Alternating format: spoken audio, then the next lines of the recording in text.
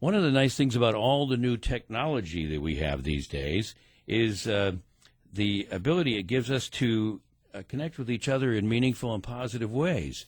And one of those new ways is actually called BoloCop, B-O-L-O, and we're going to find out about exactly how that works and when it does. So we welcome to Valley View's Vickie Owen from the Gilbert Police Department. You're the crime prevention officer? I am. Okay, so you're keeping us all out of trouble. Also, Kathleen Wynn is with us, the training director for the Arizona Crime Prevention Association. Hi, Marty. Great to see you. So let's talk about BoloCop. This is a new communication program for the police. This is for the police to let us know what's going on? Is that how this works? Absolutely. It's direct communication from the police department, and it is the only one like it in the entire country. This is a brand new thing. And basically it serves as a web-based platform, so the officer actually does the alert and sends the alert. We have great systems like the Amber Alert system that helps find missing kids, and now the Silver Alert you probably have heard that's coming out that's helping with elderly folks with mental issues that need help in being located. BoloCop is more of an expansion of that in the sense that we don't have particular criteria for what an alert can be sent out as. So law enforcement can choose, any law enforcement officer that's registered with the system can choose what alert they want to go out to the general public. So what does BOLO stand for? I'm sure. Yeah. I'm assuming that it's an acronym. Yeah, BOLO is a police term. It means be on the lookout. Oh. And I'm sure you've heard it many, many times, but we thought that would be a good, compelling name for us since it's really, this is run and maintained by police officers. The system is. All right, so now this is actually starting right here. This is the first one in the country, starting in Gilbert. Well, actually, it started in. I do work in Gilbert, so together with he's actually a national web-based developer, and him and I partnered on this program. He's in Iowa, so yes, That would be Stephen Mueller. That's correct. Okay. Yeah, it began in Gilbert, and now we have an entire Arizona system going. All right. So the neat thing about this is people can opt into the system from both directions, both the public and the police officers. Is that how it works? That's correct. And we have law enforcement from all types of agencies. We have the U.S. Marshal Service, the FBI, U.S. Postal Inspectors, and our regular, Mesa, Gilbert, Phoenix police agencies, all of them throughout the entire state of Arizona. And some outside, actually, because they're looking at this system, and at some point, probably in mid-2016, we plan to go national with it. But the system itself, not only can you register on the police side, but also on the community side. And not only do we focus in on the general public, but also on businesses. And how that's important for police work is when a business registered, they also designate what type of business that they do. And for us, that means that we can get information to them directly. And as an example of that, let's say that we have robberies that are going on, and particularly at, let's just say, as an example, at police parlors or at pizza parlors. The police then can generate an alert that goes only to the pizza parlors. So that's how it really makes a focal view. There is focus to this, yes. Absolutely. That's neat. All right. So now how do people go about becoming part of this? You just go on bolocop.com, bolocop.net or .org, any of those, and you can go in, and it says register, and you register as a community member or register as a business. Okay. And this can be anybody, anywhere. Anyone, in the anywhere. Valley. So when you do the registration, I presume that what you do is you give a certain amount of information that, like you said, like the pizza parlor owner, exactly. Or the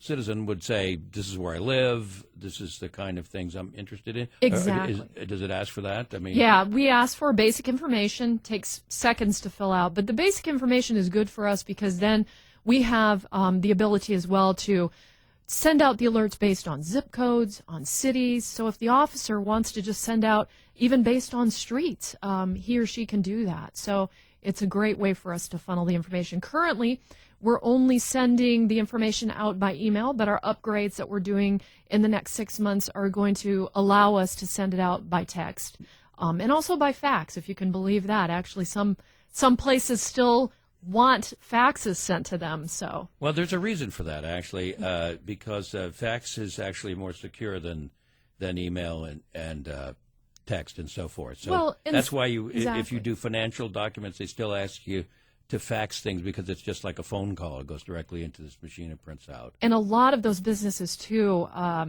with faxes, let's say pharmacies and hotels, their people that work the counters don't have access to the Internet. So fax machine is the only way you can get them the information a lot of times.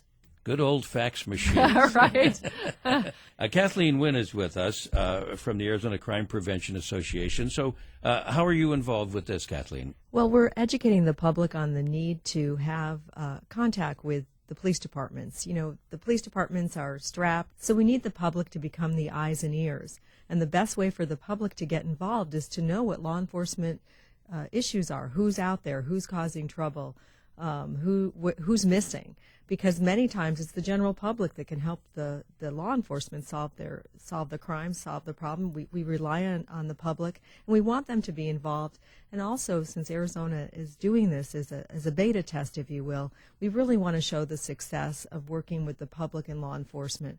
We know that relationship is a critical relationship in the state, and we really rely on the public. And we think this is straight from law enforcement, so you can rely on the information that's being sent because a law enforcement officer put it on the system. Vickie, is there a dialogue involved with this, with the public and the police officers, or is it just simply you sign up and then you get alerts from the police officers? Yeah, simply it's you sign up and you get alerts. And these are based on the law enforcement officers' cases. So from their own files, they create the alert and send them out. And law enforcement has options as to how they want it sent out, so they can actually filter information so it gets to the right area, the right person, the right zip code. So we hope, and again, like Kathleen said, the importance of this is really that police and community communication that way back when, actually, Paul Secor had said, could a fax outrun a bad guy? Absolutely. Could communication outrun a bad guy? And that's really what we're doing and trying to do with this system. I see. What kind of new things are going on? You're going to be doing silver alerts there as well? Yeah, we're actually doing something called Silver Enrollment, Silver Directory, and it's an offshoot of the Silver Alert system. But what this is people will register their loved ones that are maybe having some mental deterioration, elderly, Alzheimer's patients in particular, so that they can register their loved one on the system with photographs and information. So let's say a law enforcement officer locates that individual in town and they don't know their own name. They can go to this system to look up information that will possibly pop up or generate from the search criteria information on that individual. And I was just thinking when you said that about that, in the past we've also done things with children and fingerprinting and so on and so forth, and getting a network going there. So and then not to make a direct connection, but like microchipping your dog, and now so if your dog runs away, somebody can run a little scanner over it, and Fido comes home. Yep, it's great. Exactly. Well, so BoloCop is underway. It's working now, and people can go there and get signed up. And are we pretty much covering the valley at this point, or is it the entire regional, state of Arizona? Actually, is Okay. what we're covering. All right. So, and any police officer that wants to in the state of Arizona can become part of this and be prepared to send alerts whenever. Yep, absolutely. And any citizen and business. Now, and do you see this primarily as something as more of a sort of like a trending thing, like the pizza parlor robberies, or more of an immediate sort of thing, or both? In other words, something that we're looking. Somebody just robbed the Walmart and they're running through my neighborhood, which happens all the time. And would that be the kind of thing we'd be expecting? We see those, but I will tell you, Marty, over the weekend we were out doing outreach on trafficking efforts, and we came across. We went to a hotel and we showed a picture of a missing girl. It was a Bolo alert, and she had been there the night before. So what had happened is, from that, we now know the last sighting had been 6 months ago. So we now know she's alive. We know who she's traveling with. We did not recover her, but we've got information now, and the Bolo was updated. So and you can follow the cases. So if you have an interest or you see something or there's a trend, the public will be able to check in on the cases and see what's going on. And I think that information is key to solving these crimes, like Vickie had said. There you go. So check that out. BoloCop, you can do bolocop.com, .org, .net. Any of those will redirect to the right place, and you get all the information. You can get signed up. Vickie Owen from Gilbert Police Department, thank you so much for being with us. And thank you, Marty. And thank you, Kathleen. Thanks, Marty. It's always great to see you.